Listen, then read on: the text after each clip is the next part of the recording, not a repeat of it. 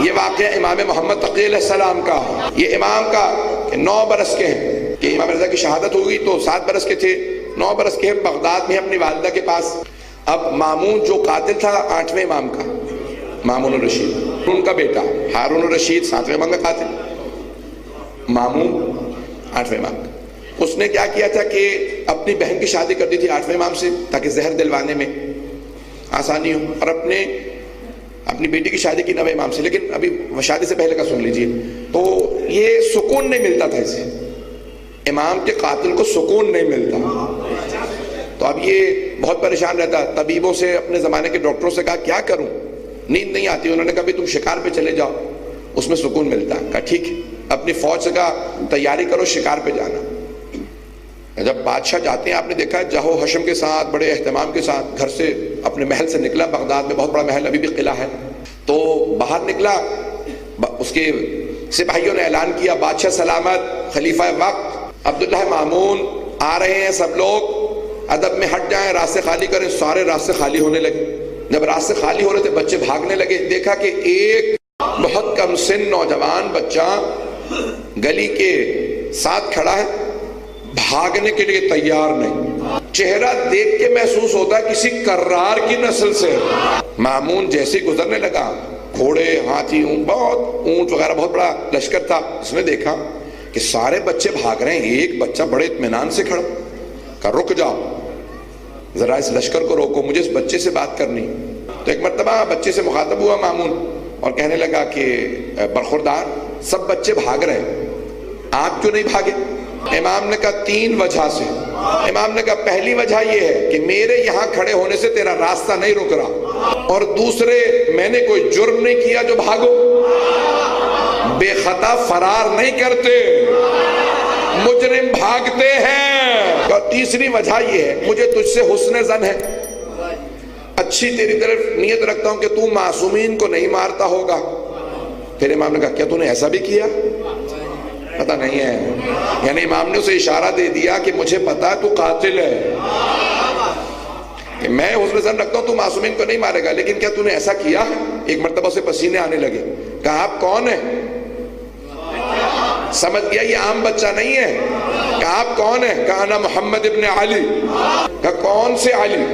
آپ کس علی کے بیٹے ہیں؟ کہا علی ابن موسیٰ رضا۔ کہا خراسان والے؟ امام نے کہا ہاں میں انہیں امام کا بیٹا ہوں۔ اس نے فوراً قرآن کی آیت پڑھی، اللہ اعلم حیث یجعل رسالتہ، اللہ بہتر جانتا اسے کسے رسول بنانا ہے، کسے امام بنانا۔ کہہ کے چلا گیا، اب آئیے اگر مجھے علم امامت کو پیش کرنا، چلا اور واپس آیا۔ جب واپس آیا تو ایک مرتبہ اس نے راستے میں جب شکار کے لیے گیا، تو عربوں کا آج تک شوق ہے، اگر آپ دیکھیں تصویروں میں عقاب، ان کے بادشاہوں کے ہاتھوں میں عقاب دیکھیں گے آپ، شکرا، عقاب وغیرہ ان کی عادت ہے، تو اس زمانے میں بھی عقاب کا شوق تھا۔ اس نے عقاب دراج کے پیچھے، ایک پرندے کے پیچھے اڑایا کہ یہ جائے جا کے اس پرندے کو پکڑ لا۔ کچھ ہی دیر میں دونوں آنکھوں سے اوجھل ہو گئے، نہ دراج نظر آ رہا ہے نہ عقاب۔ بہت دیر بعد عقاب واپس آیا تو ایک چھوٹی سی مچھلی چونچ میں تھی۔ سب سے پوچھنے لگا بھئی دراج پرندے کے پیچھے گیا تھا، واپس مچھلی لے کے آیا کیسے؟ کہ بادشاہ سلامت ہمیں کیا معلوم۔ اب بہت پریشان، کہ ٹھیک ہے میرے عجائب گھر میں رکھ دینا، لکھ دینا مچھلی کے نیچے یہ وہ مچھلی ہے جو بادشاہ مامون کا عقاب ہوا سے لایا۔ ہوا میں مچھلی کہاں سے آئی؟ بہت پریشان، پورے رستے بس یہی سوچ سوچ کے پاگل ہو رہا مچھلی ہوا میں آئی کیسے۔ جیسے ہی دوبارہ بغداد پہنچا، دوبارہ سب نے اعلان کیا بادشاہ سلامت تشریف لے آئے، سارے بچے بھاگنے لگے، دیکھا وہی بچہ ایک بکری کا کان پکڑ کے، سینگ پکڑ کے بار بار کہتا ہے اسجد للہ، اسجد للہ، اللہ کو سجدہ کر، اللہ کو سجدہ کر۔ مامون رکا، کہا سب روک دو قافلے کو۔ کہا کہ کیا کر رہے ہیں آپ؟ بکری سے کھیل رہے ہیں؟ امام نے کہا وما خلقنا للہو واللعب، ہمیں کھیلنے کودنے کے لیے خلق نہیں کیا گیا۔ کہ پھر آپ بکری کو کیا سکھا رہے ہیں؟ امام نے کہا سرکش جانوروں کو خدا کا سجدہ کرانا ہمارے بچپنے کا کھیل ہے، جب جوانی میں آتے ہیں تو بادشاہوں کو خدا کے سامنے جھکاتے ہیں۔ اس نے فوراً جیب میں ہاتھ ڈالا، چھپا کے مچھلی کو نکالا۔ لوگ کھیلتے ہیں نا بچوں سے، یہ میری مٹھی میں بند کیا ہے؟ کہا بتائیے میری مٹھی میں کیا؟ امام نے ایک مرتبہ چہرہ دیکھا، کہا بادشاہ شکار پہ جاتے ہیں، جب سکون نہ ملے تو شکار کھیل لیتے ہیں، اور اپنے عقاب کو پرندوں کے پیچھے اڑا دیتے ہیں، اللہ دریاؤں سمندروں میں بھنور چلاتا ہے، چھوٹی مچھلیاں تاب نہ لاتی ہوئی بھنور میں اڑ جاتی ہیں، عقاب درات کو چھوڑ کے مچھلی پکڑ لاتے ہیں، بادشاہ پریشان ہو جاتے ہیں اور آ کے رسول خدا کی ذریت کا امتحان لیتے ہیں۔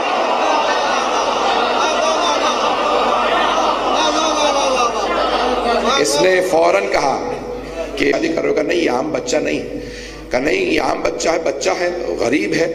کہا نہیں، یہ غریب بچہ نہیں ہے، تم نہیں سمجھ سکتے کون ہے۔ اب یہ بتانا نہیں چاہتا تھا کہ میں جانتا ہوں۔ کہا نہیں، تمہیں کیسے معلوم یہ عام بچہ نہیں؟ کہا ٹھیک ہے، تم اپنے سب سے بڑے مفتی کو لے آؤ۔ پتہ نہیں لوگ ہیں یا نہیں، سنیں گے یہ پریشان ہو گئے۔ تو ان کے اس حکومت کے مفتی اعظم کا نام تھا یحییٰ ابن اقسم۔ یحییٰ ابن الف کاف سے میم اقسم، تو یحییٰ ابن اقسم سب سے بڑا مفتی تھا، مفتی اعظم بغداد، عراق کا، پورے عراق کا حکومت کا مفتی اعظم تھا، 70 برس کا تھا۔ کہ بلا لو جسے چاہو بلا لو۔ تو اب مفتی اعظم صاحب تشریف لے آئے اپنے سارے شاگردوں کے ساتھ۔ کہ بادشاہ سلامت، آپ نے بلایا؟ امام سے کہا کہ آپ کے لیے بھی میں تخت لگوا دوں۔ امام نے کہا خبردار، ہم تخت پہ نہیں بیٹھتے، میرے لیے ممبر لگواؤ، ہم رسول خدا کے ممبر کے وارث ہیں۔ امام ممبر پہ آئے، کہا کچھ فاصلے سے رکھنا، اپنے تخت کے ساتھ جوڑنا مت میرا ممبر، کہیں لوگ یہ نہ سمجھیں کہ یہ ممبر اس تخت کے ساتھ ہے۔ پتہ نہیں لوگ ہیں یا نہیں۔ وہ کچھ فاصلے سے بیٹھا، امام کا ممبر لگوایا گیا، امام ممبر پہ آئے، اور آنے کے بعد ایک مرتبہ اس نے مأمون نے یحییٰ ابن اقسم سے کہا جو چاہو سوال کر لو اس بچے سے۔ اس نے کہا میرا کوئی جوڑی نہیں ہے، یہ بچہ ہے، میں مفتی اعظم ہوں، مجھ سے بڑا کوئی عالم نہیں ہے عالم اسلام میں، یہ بچہ ہے، کسی بھی شاگرد سے میرے مناظرہ کروا لیں۔ تو ایک مرتبہ مامون نے کہا نہیں، تو خود سوال کر، کوئی اچھا مشکل سوال لے کے آ، توجہ ہو۔ اس نے بہت سوچا، ہمارے ہاں نا فقہ میں 54 باب ہیں، 54 یہ 56 باب ہیں، کتاب الطہارہ ہے، نماز ہے، حج ہے، زکوٰۃ ہے، خمس ہے، جہاد ہے، نکاح ہے، طلاق ہے، دیات ہے، قصاص ہے۔ پریشان ہو گئے، سارے ابواب نہیں گنوا رہا۔ تو 56 ابواب میں اس نے سوچنا شروع کیا سب سے مشکل باب کون سا؟ تو اس نے کہا بھئی حج سب سے مشکل ہے۔ پھر اس نے سوچا حج میں سب سے مشکل کیا؟ تو حج میں جب احرام باندھ لیتے ہیں نا تو 24 چیزیں حرام ہو جاتی ہیں، آئینہ دیکھنا حرام ہو جاتا ہے، خوشبو لگانا حرام، 24 چیزیں حرام ہیں، سب چیزوں کے کفارے الگ الگ ہیں۔ آج تک بڑے بڑے علماء کو جا کے پوچھ لیں کفارے زبانی یاد نہیں ہوتے، بڑے مشکل ہیں، وہ دیکھ کے ہی بتانے پڑتے ہیں جو حدیث معصوم نے بتائیں 24 کفارے، آسان نہیں یاد کرنا۔ تو عزیزان گرامی جو مسلسل حج پہ جاتا ہے اسے یاد رہتا ہے، اس کے علاوہ تو اس نے کہا بھئی سب سے مشکل حج میں سب سے مشکل کفارات۔ تو اس نے سوچا کفارے سے سوال کرتا ہوں، بچے کو کیا پتا ہوگا، میرے تو کسی شاگرد کو بھی یاد نہیں۔ کہا برخوردار بتائیے، ایک آدمی حالت احرام میں ہے اور اس نے شکار کر لیا، اب حالت احرام میں شکار حرام ہے، تو اس نے کہا بھئی برخوردار بتائیں، اس نے شکار کیا حالت احرام میں، کفارہ کیا؟ سارا دربار جیسے آپ خوش چپ ہیں، سب چپ ہو گئی، اتنا مشکل سوال بچے سے کر لیا، ہمیں نہیں پتا۔ بادشاہ بھی پریشان، یہ سوال بھی کہاں سے لے کے آیا؟ تو ایک مرتبہ امام نے اس یحییٰ ابن اقسم کو دیکھا، کہا تمہارا سوال ناقص ہے۔ یحییٰ کو غصہ آیا، کہا کیا مطلب سوال ناقص ہے؟ امام نے کہا تم سوال مکمل کر لو، میں جواب دے دیتا ہوں۔ کہا کیا مطلب سوال مکمل کروں؟ سوال یہی ہے، احرام میں شکار کر لیا، کفارہ کیا؟ امام نے کہا سوال تیرا ناقص ہے، تو سوال پورا کر، میں جواب دوں۔ اب اس نے پلٹ کے کہا سوال ناقص کیسے ہے، یہ تو بتا۔ امام نے کہا تو نے یہ نہیں بتایا، جس نے احرام باندھا تھا وہ عمرے کا احرام تھا یا حج کا؟ ڈارا نہیں آئے گا ابھی۔ امام نے 13 سوال بتائے۔ امام نے کہا یہ بتا، وہ جو احرام باندھا تھا حج کا احرام تھا یا عمرے کا؟ بچہ تھا احرام باندھنے والا یا بالغ تھا؟ جس نے شکار کیا تھا اس نے حرم میں شکار کیا تھا یا حرم سے باہر؟ پرندے کا شکار کیا تھا یا جانور کا؟ اگر جانور تھا تو جانور بڑا تھا یا چھوٹا؟ شکار کرنے والا آقا تھا یا غلام؟ پہلا شکار کیا تھا یا پہلے بھی شکار کر چکا تھا؟ اور اگر پہلے شکار کر چکا تھا تو مسئلہ جانتا تھا یا جاہل تھا؟ شکار کرنے کے بعد شرمندہ تھا یا کوئی شرم نہیں تھی؟ رات میں شکار کیا تھا یا دن میں؟ پتہ نہیں لوگ ہیں یا نہیں ہیں۔ امام نے 13 سوال نکالے، کہا اب بتا تیرا سوال کیا؟ کچھ دیر چپ رہا، کہا مجھے خود نہیں پتہ نہیں لوگ ہیں یا نہیں؟ کہا میں نہیں جانتا میرا سوال کیا۔ سارا مجمع کہنے لگا اللہ اکبر، بچہ اتنے سوال ایک مفتی اعظم کے سوال سے نکال رہا۔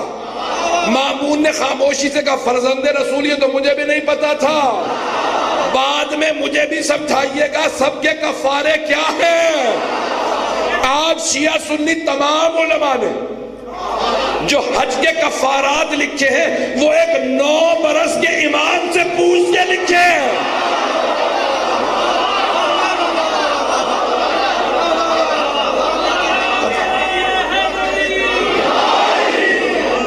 علی کے نام سے جلتے ہو تم تو یوں ہی صحیح، علی کے نام سے جلتے ہو تم تو یوں ہی صحیح، قدم قدم پہ علی کے گیت میں گاؤں گا، اور خدا تو حشر میں دوزخ میں تم کو پھینکے گا، میں نام لے کے یہیں پہ تمہیں جلاؤں گا۔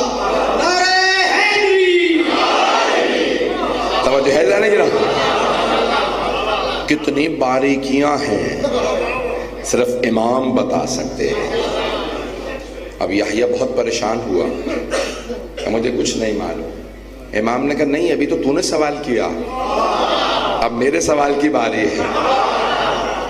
اب وہ پریشان کہ میرے سوال کا یہ حال کیا ہے، یہ مجھ سے سوال کریں گے تو میرا کیا حال کریں گے؟ تو امام نے کہا میرے سوال کی باری ہے۔ اس نے کہا فرزند رسول اگر جواب آتا ہوا تو دوں گا، نہیں تو پھر آپ ہی سے سیکھوں گا۔ میں اپنے انداز سے کہہ رہا ہوں، اس نے کہا ہوگا میرے تو وڈیرے بھی کہہ گئے اگر آپ نہ ہوتے تو ہم ہلاک ہو جاتے ہیں۔ بات پہنچ رہی ہے؟ عزیزان گرامی، نظام ہے، وقت نہیں رہا کہ میں امام کے سوال کو پیش کروں۔ بہت تفصیل سے امام نے سوال کیا، سارے مجمع نے کہا اللہ اکبر، حجت خدا ایسا ہے جسے اللہ اپنی حجت بنائے۔ اب ایک مرتبہ مامون نے کہا فرزند رسول میں اپنی بیٹی سے آپ کا عقد میں پڑھوں یا جس مفتی سے آپ کہیں وہ پڑھ دیں؟ امام نے کہا خبردار، نہ تو پڑھے گا نہ یہ مفتی۔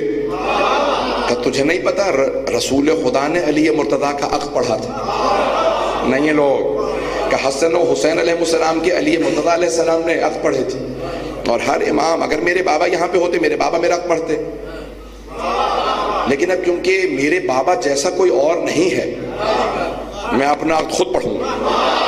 توجہ، یہ جو ہم خطبہ نکاح پڑھتے ہیں نا وہ نویں امام کا،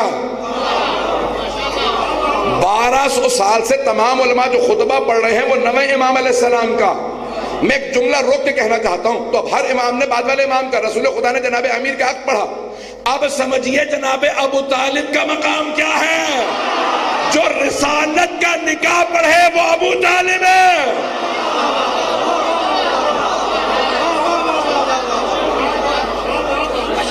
یہ رسالت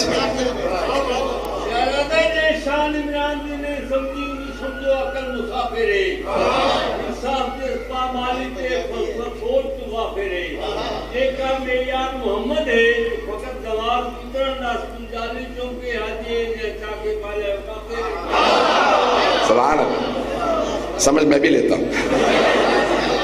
پروردگار آپ کے ان تمام مومنین کو سلامت رکھے۔ عزیزان گرامی، یہ عقیدتیں محبتیں آپ کو شفاعت کا مستحق بنائیں۔